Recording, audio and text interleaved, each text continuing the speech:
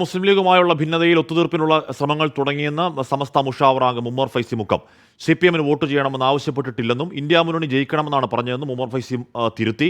സമസ്ത മുഷാവറ യോഗം കോഴിക്കോട് പുരോഗമിക്കുകയാണ്.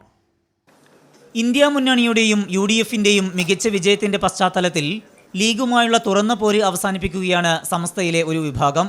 സമസ്ത ഒരു ഘടകയായില്ല എന്നാണ് വിമർശിക്കുന്നത്. സമസ്ത ഇതിനങ്ങനെ ഇടപെട്ടില്ലല്ലോ, രാഷ്ട്രീയത്തിലൊന്നും ഇടപെട്ടില്ല, രാഷ്ട്രീയ പണിയല്ല, തെരഞ്ഞെടുപ്പിൽ പ്രത്യേകം ഇടപെട്ടിട്ടൊന്നുമില്ല. ആർക്ക് വോട്ട് ചെയ്താലും സമാനെന്ന് പറഞ്ഞിട്ടുണ്ട്.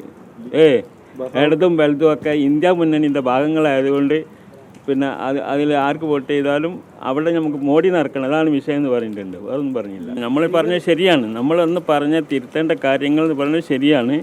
അത് തിരുത്തി നമുക്ക് മുന്നോട്ട് പോകണം തന്നെയാണ്. അത് ലീഗിൻ്റെ ഭാഗത്ത് നിന്ന് അനുകൂലമായ വർത്തമാനങ്ങളൊക്കെ ഉണ്ടായിട്ടുണ്ടെന്ന് നമ്മൾ മനസ്സിലാക്കുന്നത്. അതുകൊണ്ട് അത് മുന്നോട്ട് പോകും. തീർമുണ്ടാക്കാനൊക്കെ പലരും ഇറങ്ങിയിട്ടുണ്ട്. ഉണ്ടാവും.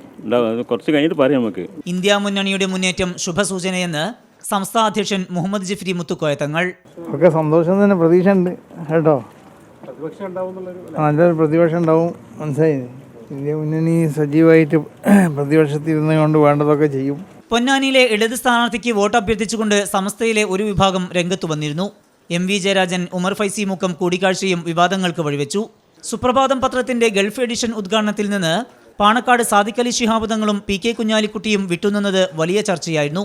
മുഷാവറ അംഗം മുഹമ്മദ് ബഹാവുദ്ദീൻ നദ്വി സുപ്രഭാതത്തിന് നയവ്യതിയാനം സംഭവിച്ചു എന്ന് പറഞ്ഞത് വിവാദമാകുകയും വിഷയത്തിൽ സമസ്ത വിശദീകരണം തേടുകയും ചെയ്തിട്ടുണ്ട്. ഇന്നത്തെ മുഷാവറ യോഗം ഇക്കാര്യവും ചർച്ച ചെയ്യും.